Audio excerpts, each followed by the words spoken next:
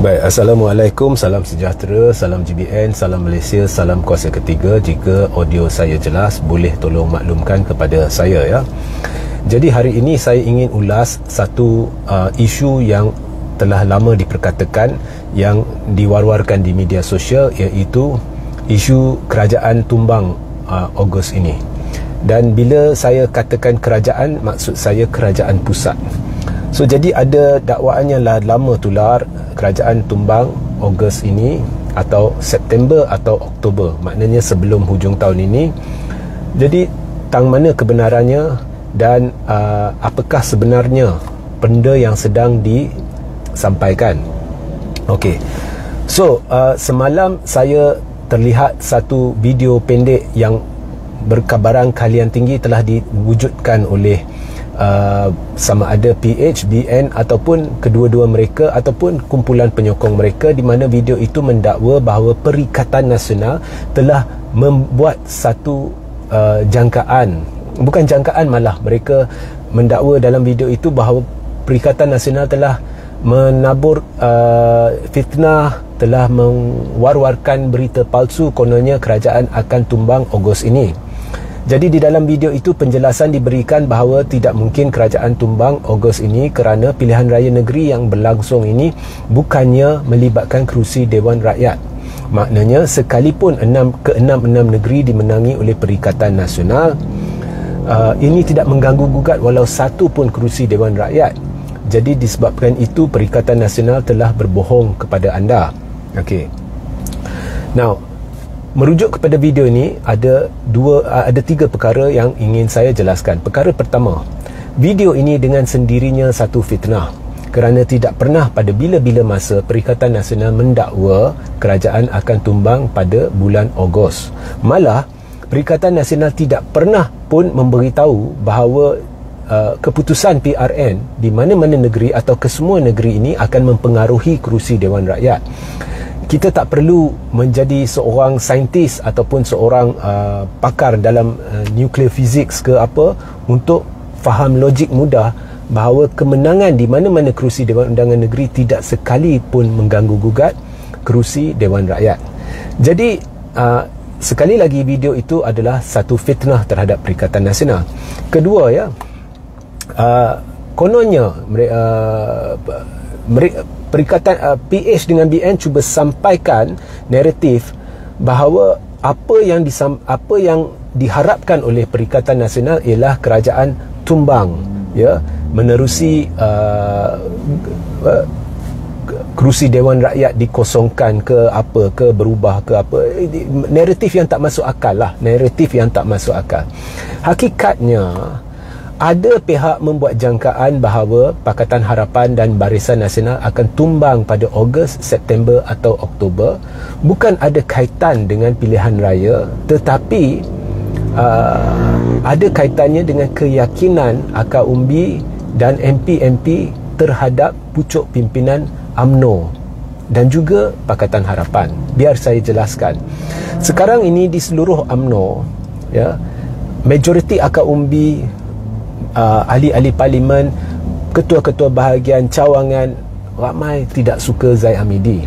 Tetapi ramai bersabar. Mereka sudah lama bersabar apabila Zahid bermarhajalela, dia hampir-hampir musnahkan UMNO, dia buang semua heavyweight UMNO supaya kedudukan dia makin kuat. Ramai bersabar kerana mereka sekarang hendak menumpukan kepada pilihan raya negeri.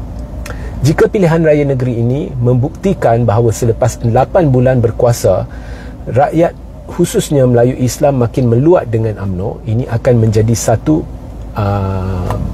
petanda aras ataupun petunjuk bahawa makin lama kita dengan UMNO, makin mudarat ya masa depan politik kita. Jadi ini akan meningkatkan lagi tekanan di seluruh UMNO agar Zahid berundur.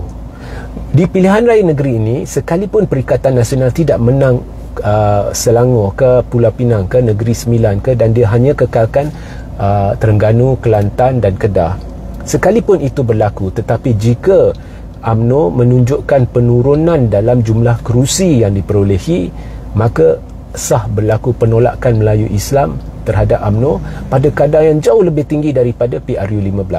Dan di PRU15 kita sudah lihat UMNO pun dah kena belasah teruk. Maknanya ini akan menjadi satu petanda aras atau petunjuk bahawa sudah tiba masanya untuk ubah kepucuk kepimpinan UMNO ataupun kita keluar dari UMNO.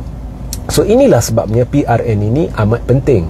Kerana jika keputusan PRN menunjukkan makin ramai Melayu Islam menolak UMNO, maka akan bermula tekanan terhadap Zahid untuk berundur. Dan sukar bagi Zahid untuk mengelakkannya kali ini, kerana jika Zahid tidak memenuhi apa yang dikehendaki, akan berlaku risiko pengunduran beramai-ramai ketua-ketua bahagian, cawangan dan ahli-ahli parlimen dari UMNO. Ataupun sekalipun ahli-ahli parlimen tidak menarik diri dari UMNO, mereka mungkin akan menarik sokongan terhadap Anwar. Jika ahli-ahli parlimen ini menarik sokongan terhadap Anwar, mereka tidak perlu kosongkan kerusi Dewan Rakyat, kerana tidak ada apa-apa di dalam Akta Anti Lompat Parti yang menghalang ahli-ahli parlimen daripada melaksanakan tanggungjawab berperlembagaan mereka untuk menentukan secara peribadi siapa harus menjadi Perdana Menteri. Maka dengan itu ya, ada risiko Anwar akan tumbang. Kerana jika ahli-ahli parlimen ini tarik sokongan terhadap Anwar, maka ianya semestinya, saya amat yakin, akan dituruti dengan penarikan sokongan ahli-ahli parlimen daripada GPS dan lain-lainnya. Sebab pada awalnya selepas PRU15 kita sudah tahu GPS sebenarnya tidak menyokong Anwar, GPS sebenarnya menyokong Muhyiddin Yassin dan Perikatan Nasional. Dan kita sudah tahu ramai ahli-ahli parlimen BN memang tidak pernah sokong Anwar. Anwar hanya naik sebagai Perdana Menteri kerana Zahid telah menipu dalam warkahnya kepada Yang di-Pertuan Agong, kononnya kesemua MP UMNO dan Barisan Nasional sokong Anwar sebagai Perdana Menteri. So di situ sahaja sudah ada risiko besar Anwar akan tumbang selepas PRN ini.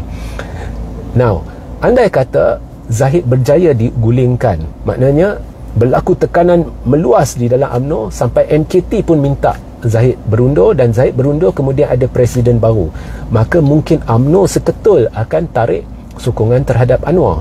Dan ini sekaligus akan menyebabkan GPS akan keluar, saya yakin ya, dan pihak-pihak lain akan keluar atau tarik sokongan terhadap Anwar, dan Anwar akan tumbang. Jadi Perikatan Nasional tidak pernah dakwa bahawa jika menang PRN ini ianya akan ganggu-gugat kedudukan majoriti Anwar. Tidak.